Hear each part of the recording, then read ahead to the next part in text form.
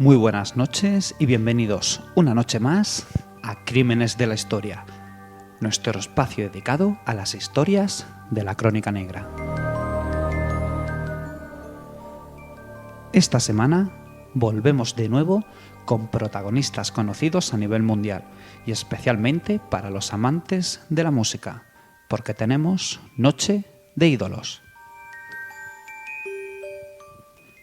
Recorreremos sus vidas, así como su nexo de unión y qué fue el detonante de un nuevo crimen que dio la vuelta al mundo.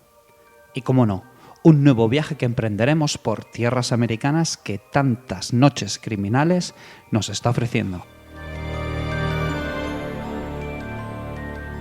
Pero todo esto lo desvelaremos en unos instantes junto con una nueva visita por nuestro estudio de colaboradores, así como más historias en el panorama cultural, social y de actualidad. Así que no esperamos más porque arrancamos Crímenes de la Historia.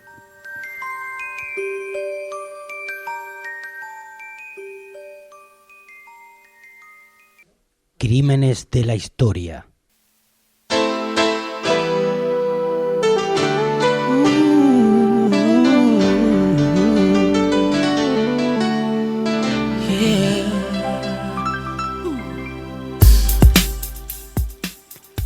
Abrimos nuestro relato de hoy con la historia que une a dos artistas que están fuertemente relacionados entre sí. Se trataba de dos iconos de la música callejera norteamericana, pero sin duda alguna los paralelismos de estos dos músicos los hicieron especiales, tanto en sus vidas como sobre todo en la manera tan trágica en las que la muerte les dio alcance. Así que sin más demora, esta noche se la vamos a dedicar a los padres del rap y el hip hop. Y sin duda alguna ellos son Tupac Shakur, Notorious Big. Pero vamos a ir desgranando cada parte de esta nueva historia junto con nuestra compañera Miriam Rivero. Buenas noches. Buenas noches, José. Pues la verdad es que en esta temporada no hay escenario que se nos resista, pero bajo el panorama musical de hoy sí que es verdad que es muy truculento y también bastante escalofriante el recorrido que vamos a ir haciendo, porque siguiendo al hilo de estas últimas semanas con el fin de la esclavitud en Estados Unidos, la igualdad entre personas pese al tono de la piel, ahora nos metemos con ese mundo donde pues se sentían libres, ¿no?, para poder expresar todo lo que sentían. Y hablo de ese movimiento que traía el rap más allá de la música y donde incluso Chuck D proclamó en un momento de inspiración que este nuevo estilo era, pues por así decirlo, la CNN de la cultura negra. Ahora bien, la cabeza pensante de este grupo de Public Enemy no podía imaginar que aquel novedoso canal de información salido del gueto quedaría reducido a poco más que incitaciones al consumo suntuario y crónicas de sucesos. Un oficio peligroso del que, según la revista XXL, un mínimo de 65 raperos estadounidenses han muerto de una forma muy violenta durante las últimas 3 décadas. Muchos de ellos incluso víctimas del tribalismo, que es esa tendencia existente donde la pertenencia a determinado grupo enemigo basta como excusa para disparar. El hip hop emergió en los años 70 en el sur del Bronx. Un movimiento cultural y social que vería una expansión importante en años futuros. Fue en la década de los 90 cuando este movimiento tendría mayor auge, cuando mayor ruido haría en las calles.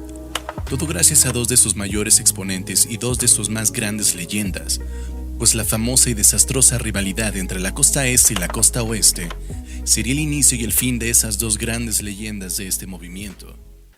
El más aberrante de esos conflictos enfrentó a los raperos de la costa este con los de la costa oeste. Para entendernos, Nueva York contra Los Ángeles. Ocurrió durante los años 90.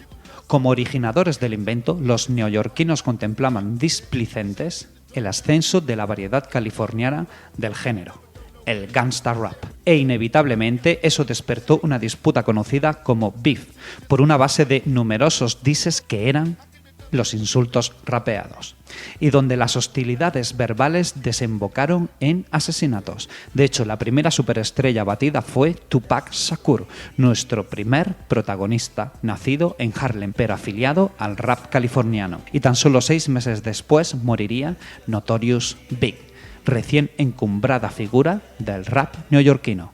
Pues personajes fabulosos ambos, José, pero voy a empezar con ese primero que has citado, con Tupac Shakur, que era el nombre de guerra de él, de Lisan Paris Crooks, quien nació en el año 1971, pero falleció en el 96. Era el hijo de miembros del Black Panther Party y creció sin esa figura paterna, aunque también podemos decir que incluso con la materna tampoco, porque bueno, pues su madre cayó en el mundo de la droga y fue cuidado en California por simpatizantes de la causa.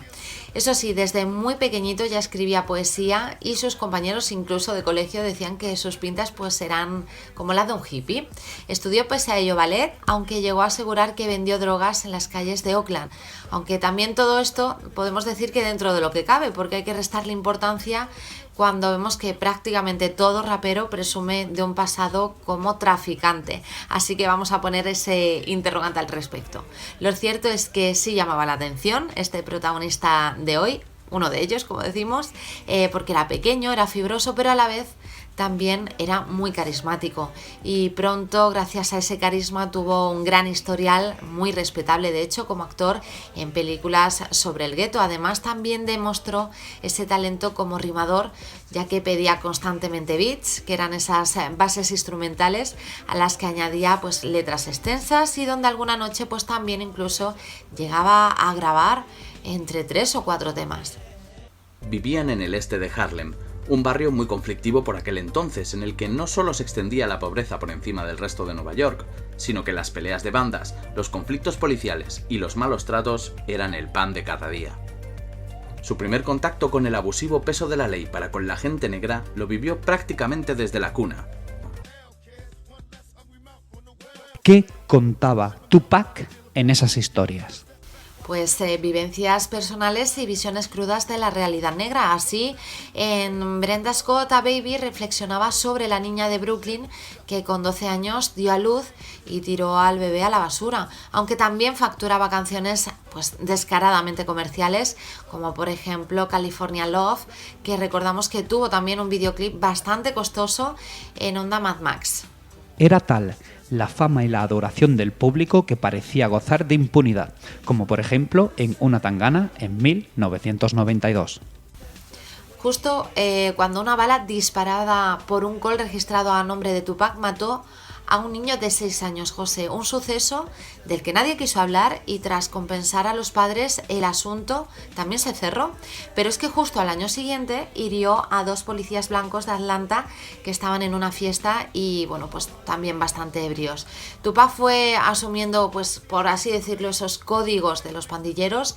El defensor de las virtudes de la mujer negra permitió incluso que algunos de sus amigos violaran en su hotel a una groupie de 19 años que se había ligado, y fue condenado a un mínimo de 1 año y medio de prisión, confiando incluso en salir bajo fianza mientras recurría, pero sus cuentas, sí hay que decirlo, que en esos momentos estaban vacías. Ni discográfica ni manager quisieron adelantarle el dinero.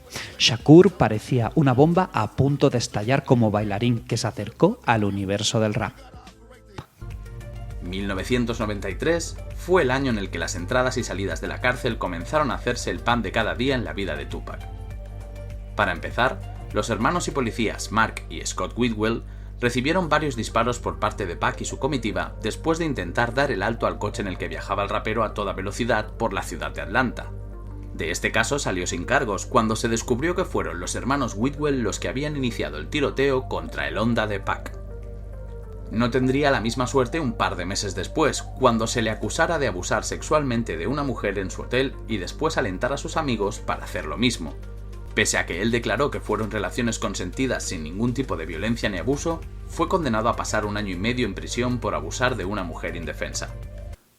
Entonces llegó él al rescate, el demonio Suge Knight, un antiguo atleta que impresionaba por su envergadura, por su crueldad y que dirigía incluso una disquera, Death Row Records, que gozaba pues de un asombroso margen de actuación. Contaba incluso con la protección de policías que trabajaban allí cuando estaban fuera de servicio. Suge pagó la fianza, le puso un avión privado y le acogió en la ciudad de Los Ángeles.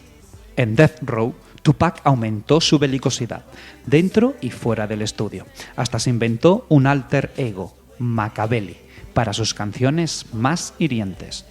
Uno de los problemas de Tupac consistía en que su boca disparaba demasiado rápido, sin pensar. Él, que había salido con Madonna, vituperó al productor Quincy Jones por intimar con mujeres blancas. Un patinazo racista. Terminó enamoriscado de una de las hijas mestizas de Quincy, Kidana Jones. Cuando se encontró con el padre, debió disculparse. Uno de sus mayores éxitos, How Do You Want It, se basaba en una composición de Quincy, que además había sido un temprano defensor del hip hop. Precisamente el 7 de septiembre de 1996, Tupac acudió con Kidada a un combate de Mike Tyson en Las Vegas y tras la pelea sugirió a Kidada quedarse en el hotel, ya que Tupac había iniciado una pelea contra un miembro de una pandilla rival y donde podía haber pues bastantes represalias. Pero esa noche de la que estamos hablando, a Tupac le apetecía seguir con esa fiesta, por lo que se subió a su BMW, hacía sonar su nueva música e invitaba a todas esas chicas que le reconocían para seguirle hasta el Club 662, una discoteca que en aquellos entonces era propiedad de Suge Knight. Iba dando tanto el cante que también llamó la atención de sus enemigos, un Cadillac blanco que se puso a la altura del BMW y donde empezaron a llover las balas, donde 4 de ellas alcanzaron al rapero. Así que Shakur se acercó a saludar durante una de las sesiones de grabación del rapero neoyorquino. Fue después de abandonar el estudio, cuando se disponía a salir del ascensor en la planta baja, cuando 2 hombres cubiertos con pasamontañas le dispararon a quemarropa y le robaron todo lo que llevaba encima. Pac recibió 6 heridas de bala, en la cabeza, la ingle, el brazo y el muslo. Apenas unos segundos después aparecieron Biggie Smalls, Sean Combs y Andre Harrell, los cuales, según palabras del propio rapero, parecían sorprendidos de que siguiera con vida.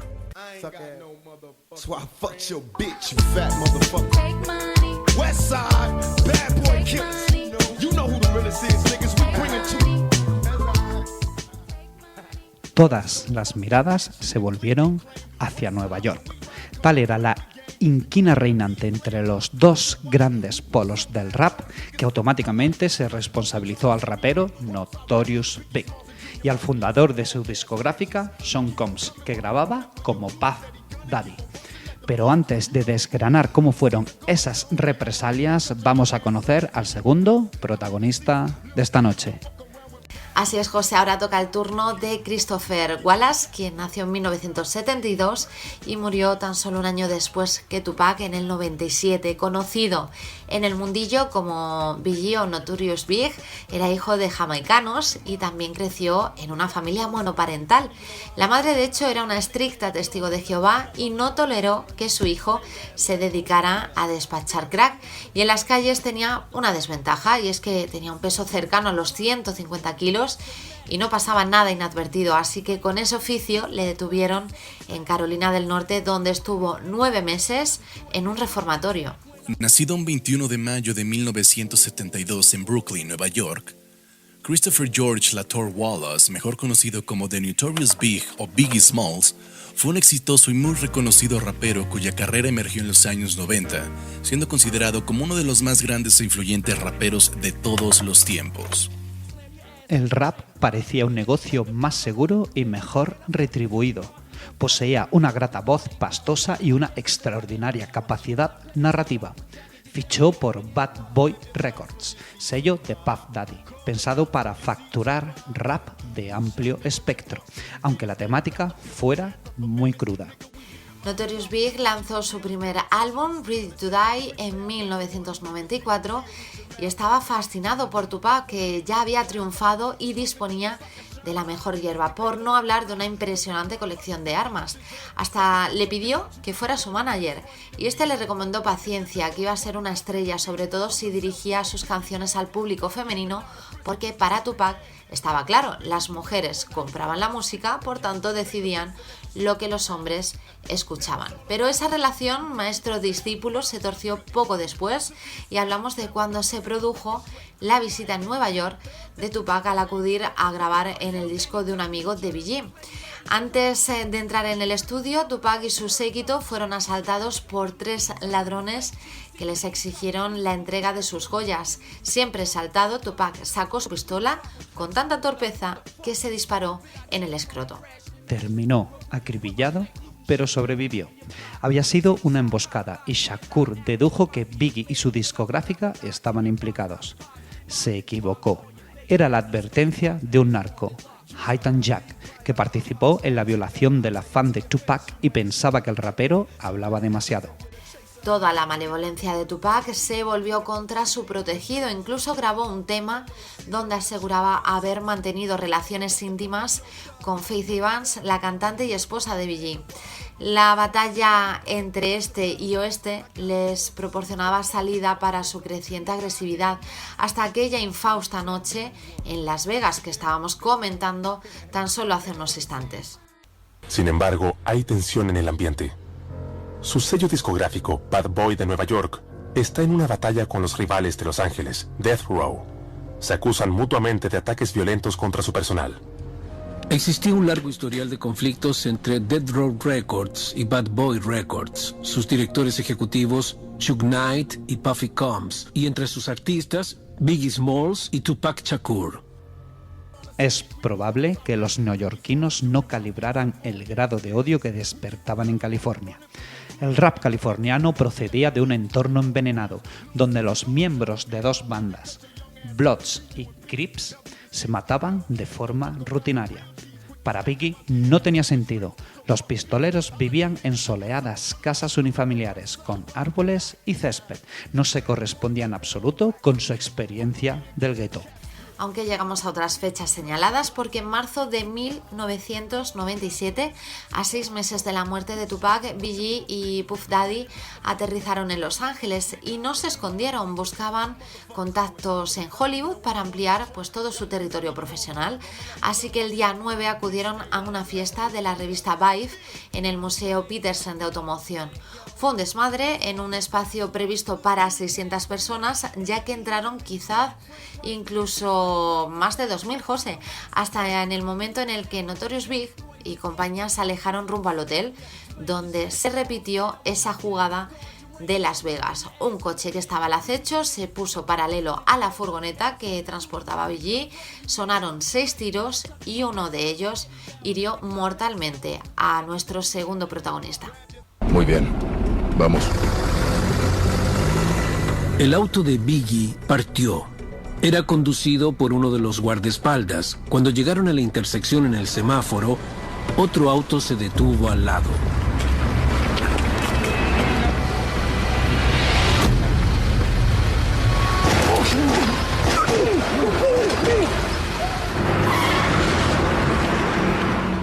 Vimos cómo Big se inclinaba en el coche con sus ojos completamente abiertos, con una expresión de sorpresa. Yo había visto cómo mucha gente era baleada y sobrevivía, así que lo primero que pensé fue, estarás bien, no fue baleado en la cabeza. Check it out. Junior Mafia. Han pasado 20 años y todavía circulan leyendas respecto al doble magnicidio. Existe toda una catarata de documentales y libros, con participación de policías que investigaron los casos, donde señalan los nombres de los que apretaron los gatillos, pero ya no pueden hablar. Fueron asesinados, como tantos de los implicados, caídos en refriegas de gangs o en disputas por el tráfico de drogas. es que durante años el FBI ha cerrado y abierto el caso en 2 ocasiones. Poole y Miller, los primeros detectives en investigar el caso en 1997, confirmaron que había pruebas abrumadoras de los que los asesinatos de Biggie y Tupac estaban relacionados. Mucho más tarde, llegando a la década, la investigación fue reabierta en el año justo 2006 por el detective Greg Cadin, pero sin llegar a mucho, y donde hasta la fecha el motivo de su asesinato se ha reducido a 3 posibilidades bastante lógicas. Voy con la primera porque en ella es que fue asesinado bajo las órdenes de Suge Knight en represalia por el asesinato de Tupac, en el cual pues está implicado. La segunda señala a que Suge trabajó junto con la policía de Los Ángeles para deshacerse de Biggie. Y por último, la tercera teoría, que menciona que los Southside Crips, una de las pandillas traficantes más populares del estado, mataron a Biggie por no pagar una deuda. Lo importante es que los raperos del este y el oeste firmaron las paces. Un mes después de la ejecución de Biggie, Louis Farrakhan, cabecilla de los musulmanes negros de la Nación del Islam, convocó en su mansión de Chicago a la plana mayor del hip hop. Distribuyó allí copias de la llamada Carta de Willie Lynch, un documento de escasa fiabilidad histórica donde un supuesto dueño de una plantación del siglo XVIII explicaba su plan para controlar a los esclavos, potenciando sus rencillas. El paralelismo era demasiado evidente. La guerra que se había cobrado las vidas de Tupac, Biggie y docenas de desconocidos se dio por concluida.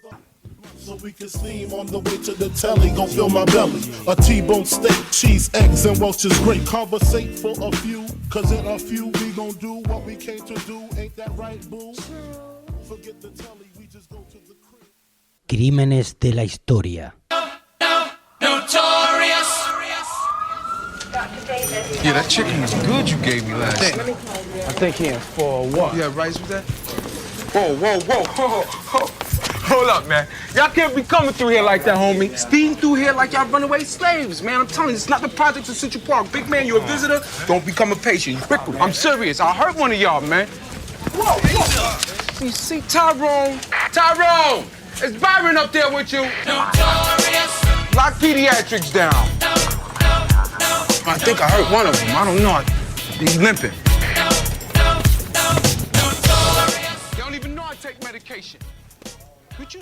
Pero, ¿y el contexto social que se vivía?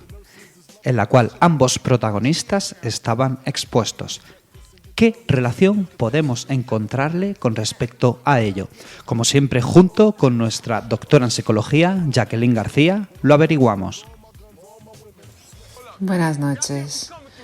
Hoy hablamos de los que nacen en una realidad tribal y excluyente y que intentan usar el arte, en este caso la música, para contar sus vivencias y sobrellevar dicha realidad, que suele ser mucho más pesada de lo que una rima pueda transmitir. Con tantos aspectos sociales descubiertos, experiencias tempranas con drogas y violencia, y muchas veces sumado a la falta de afecto, generan un entorno propicio a situaciones tan drásticas como las que han contado los compañeros esta noche. De siempre, hemos tratado en los distintos programas cómo influye una ley en pena de cárcel o cómo puede ser la labor policial dependiendo del país en el que nos encontremos. Así que, como momento en la historia, en este caso, con este tipo de conflicto entre bandas, junto con Juan Carlos Robles, del bufete Robles y Chávez Abogados, conoceremos más de cerca todo este entramado legal, que en ocasiones también hemos visto cruzar el charco y llegar hasta nuestra frontera. Buenas noches, José. Pues encantado de nuevo de estar con vosotros analizando un caso que quedó sin culpable. Es uno de estos casos que está tan sucio, hay tanta gente implicada, tantos intereses, que finalmente queda vacío. Y me explico, es decir, Tupac Shakur, que es del personaje que hablamos esta noche, aunque también hablamos de Notorious Big, que va un poco de la mano en cuanto a su muerte, en cuanto a su carrera musical, ¿no? Pero en este caso Tupac Shakur, que fue asesinado en 1996, como decía, se había criado en un ambiente de violencia, de delincuencia, desde su tierna infancia. era una persona representante porque luego se dedicó al mundo de la música rap, de ese rap norteamericano que va muy de la mano, muy relacionado con las pandillas, que van siempre por el tema delictivo, ¿verdad? Y bueno, pues fue escalando, gustaba muchísimo su música, tenía muchísima influencia y fue escalando hasta ser uno de los principales, si no el principal representante de este tipo de música. Como decía Tupac Shakur, entró en una guerra comercial que muchos dicen que fue invención de la prensa, pero bueno, entre la costa este y la costa oeste, porque unos representaban un rap, otros representaban otro rap del mismo género, pero como que ese enfrentamiento vendía, ¿no? Era un marketing que vendía. Y Tupac Shakur, como decía, firmó finalmente por Death Row Records, una discográfica de Marion Suge, un famoso mafioso con un amplio currículum delictivo, que le pagó una fianza. Es decir, Tupac Shakur estaba en prisión, Marion Suge, dueño de Death Row Records, le pagó la fianza y lo sacó, total, y luego lo fichó y estuvo mucho tiempo para esta discográfica. Sin embargo, en el otro lado, en la costa este, perteneciente a Puff Daddy, pues estaba la discográfica Bad Boy Records, que tenía a Notorious Big, que al principio era muy amigo de Tupac Shakur, pero que luego, por intereses comerciales, lógicamente, y porque vendía también, pues plantearon una rivalidad, lo plasmaban en sus letras. En Sudamérica se habla de tiraeras, de yo te digo, tú me respondes, en fin, siempre con un tono agresivo, violento, beligerante, y en fin, estaban como muy, muy enfrentados, ¿no? Total, que este marketing, ¿verdad?, en el que se enfrentaban uno a otro, tiene muy buen resultado comercial, pero con tan mala fortuna que parece que se llevó finalmente a la realidad.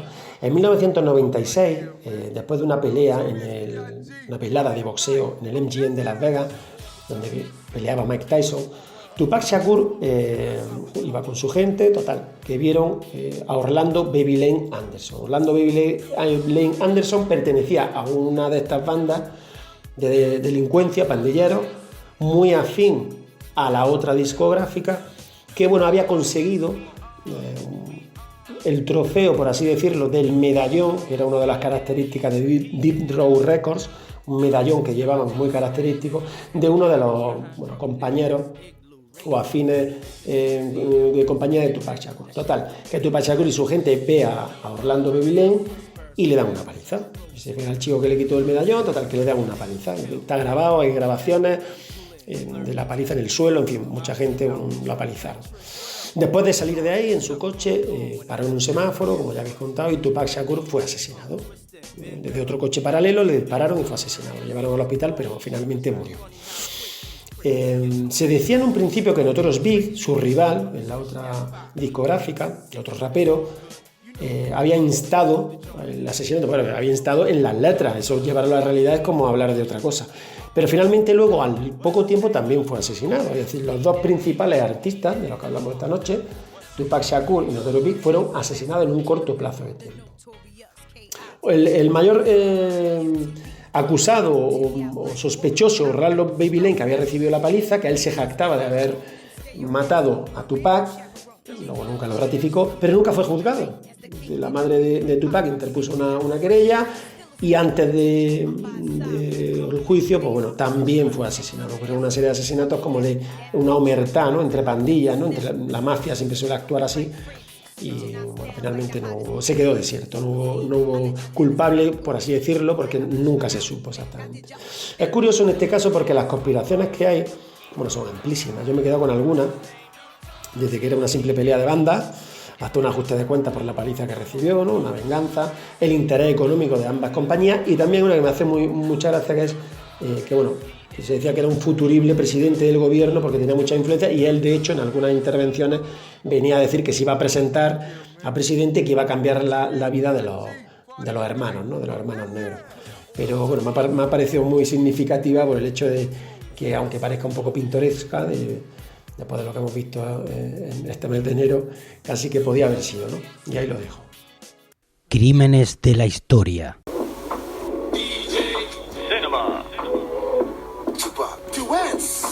DJ Mello. Oh man, cool ass is in there by itself. Which one of you want to wallow? Let's do this. Is everybody ready? Yeah. Hell yeah. Q. Big down. Steel. Big fun, yo. Steel. You alright, man? Come on.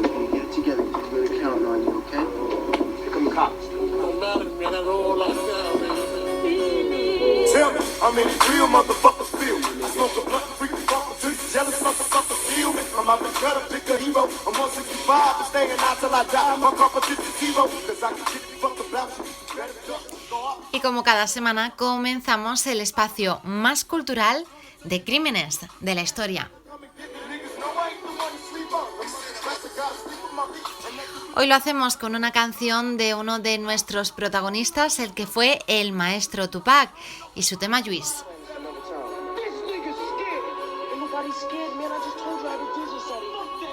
Pero dada que la historia de ambos fue marcada por la rivalidad, vamos a presentar las mejores obras en los distintos terrenos que existen entre ambos, para que seáis vosotros, nuestros oyentes, quienes decidáis quién es el ganador. Así que me voy directamente con las obras literarias, donde por parte de Tupac hablo de la obra prácticamente imposible de encontrar en papel, Tupac Shakur, el rap de la muerte, una explosiva novela gráfica que narra pues todos los acontecimientos que condujeron a la muerte a uno de los intérpretes musicales más carismáticos de la música moderna, donde se relatan, con mucho detalle por cierto, los triunfos, pero también tragedias de la estrella del hip hop.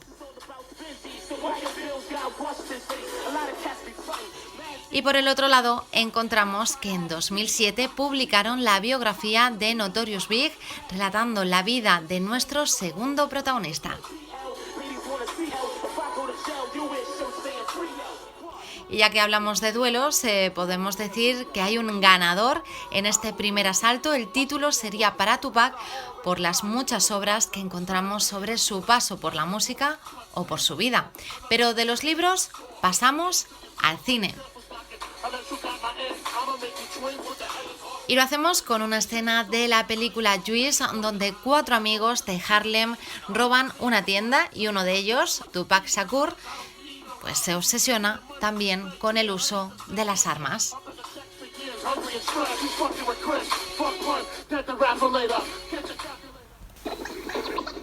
¿Has hecho de disc jockey? Sí, alguna vez. He hecho varias cintas para amigos, ya sabes. Ya, eres del barrio.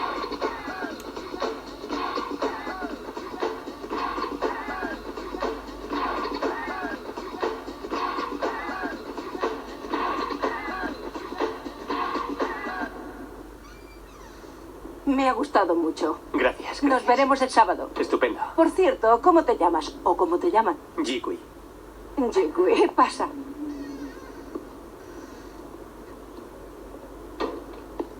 Bien. Nena, creo que tú y yo podríamos ser muy buenos amigos. Te lo digo en serio, soy un tío legal. ¿Qué hay, Trip? Que llegaríamos... pero si es mi hermano. Ya sé que te han admitido en el Voy a concurso. participar en el concurso del sábado. Gracias.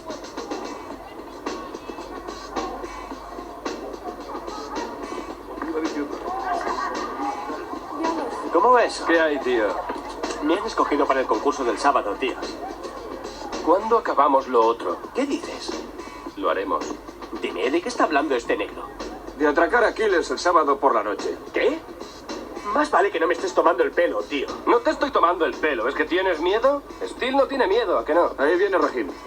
¿Qué hay, Qui? ¿Qué hay, tío? De coña. ¿La tienes? Sí, la tengo. Vamos a pasear. Dime, ¿qué ocurre aquí? Ahora lo sabrás. Mirad esto. ¡Joder!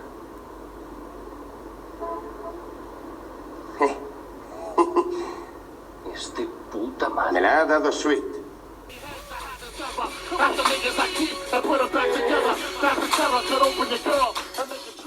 Aunque a pesar de contar con menos largometrajes en el mercado, Notorious fue la apuesta cinematográfica sobre la vida de nuestro segundo rapero. ¡Lo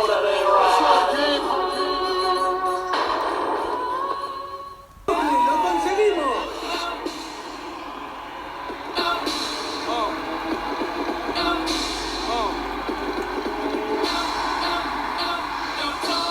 El hip hop ya no será lo mismo gracias a este señor, Notorious B.I.G. Yeah, this album is dedicated to all the teachers that told me I never amount to nothing. En la costa oeste tienen a Snoop, tienen a Dre. La costa este está esperando a que alguien llene ese vacío. En manos de la persona adecuada, podría ser uno de los mejores. It was all a dream. I used to read ¿Eres un chico malo que intenta ser bueno? ¿Sales con alguien? ¿O uno bueno que intenta ser malo? Soy alguien que intenta hacerte reír. Lo que tú digas, Grandullón. ¿Qué clase de hombre adulto se hace llamar Buffy? Cuando tengas 21 ya te habré convertido en millonario. Ándate con ojo con los medios, con el público y con tus falsos amigos de mierda.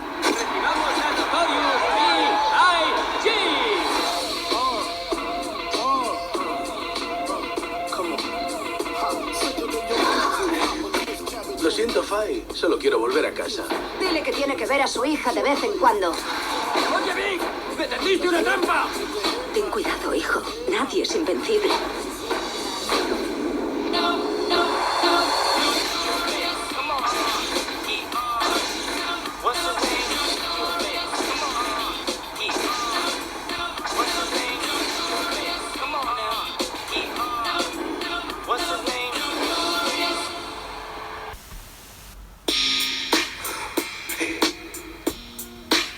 Shall not fear no man but God.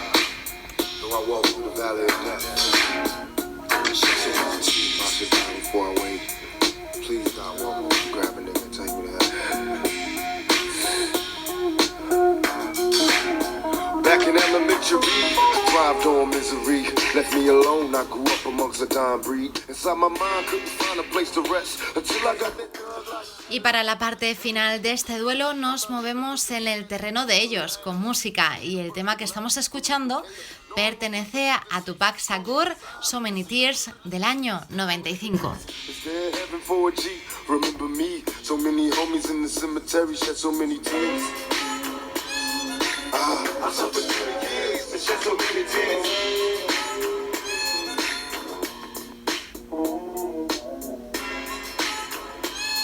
Lord, I lost so many peers and shed so many tears. Now that I'm struggling in this business by any means, label me greedy, getting green, but seldom seen. And fuck the world cause I'm cursed. I'm having visions of leaving here in the hurt. God, can you feel? Take me away from all the pressure and all the pain. Show me some happiness again. I'm going blind. Y como despedida nos vamos a ir con otro tema, en este caso con el del alias de nuestro segundo protagonista, llamado Big Poppa. Oh, check it out.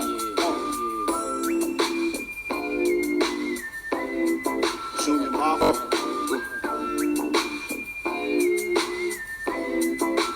I like this. Yeah. Now,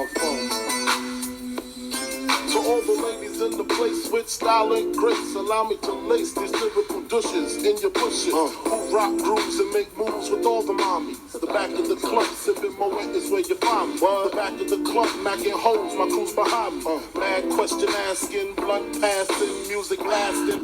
But I just can't quit because one of these homies Biggie got to creep with, sleep with, keep the ep a secret. Why not? Why blow up my spot? Cause we both got hot. Now check it, I got more back than Craig. Y hasta aquí nuestro duelo. Ha estado servido. Nosotros, como siempre, volvemos la próxima semana con más novedades. Hasta luego. Jump in the Rover and come over, tell your friends, jump in the GS3. I got the chronic by the trees. When you call me Big Poppa, throw your hands in the air if you's a true player. I love it when you call me Big Poppa. To the honeys getting money, playing niggas like dummies. I love it when you call me Big Poppa. You got a gun up in your waist, please don't shoot up the place. Cause I see some ladies tonight that should be having my baby.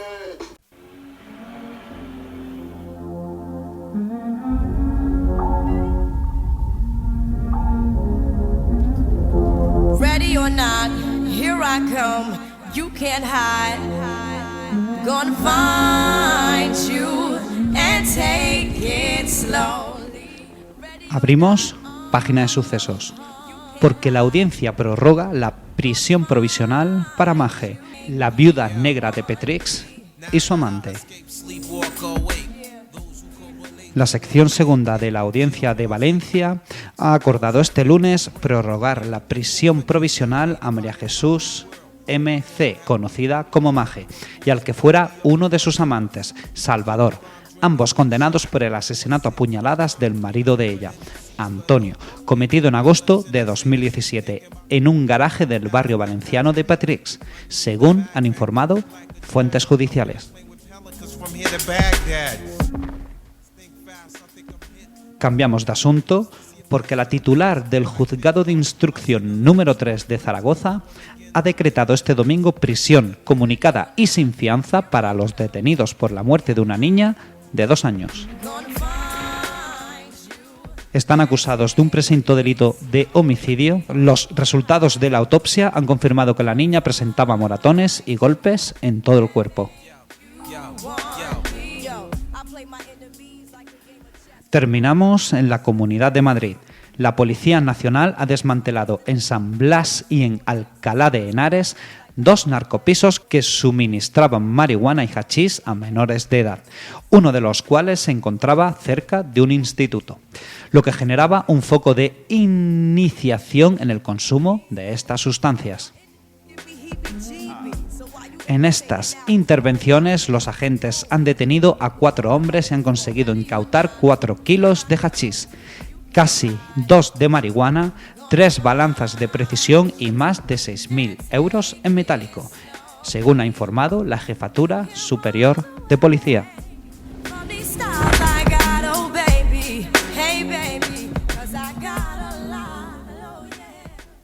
Crímenes de la historia.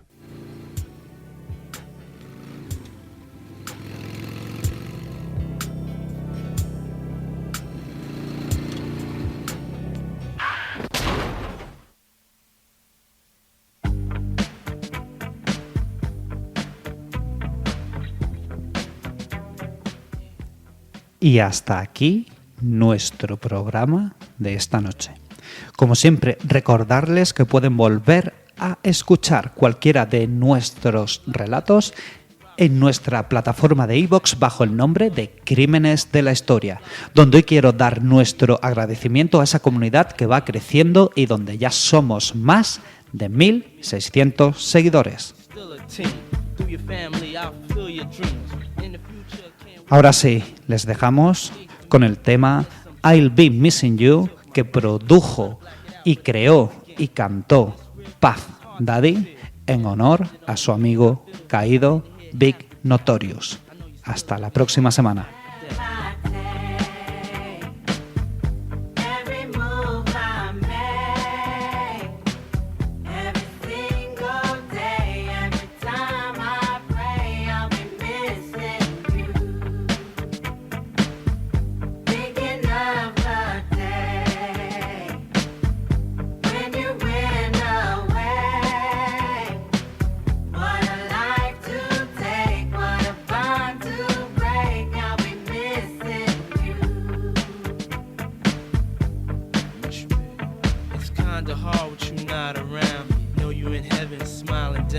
Watching us while we pray for you.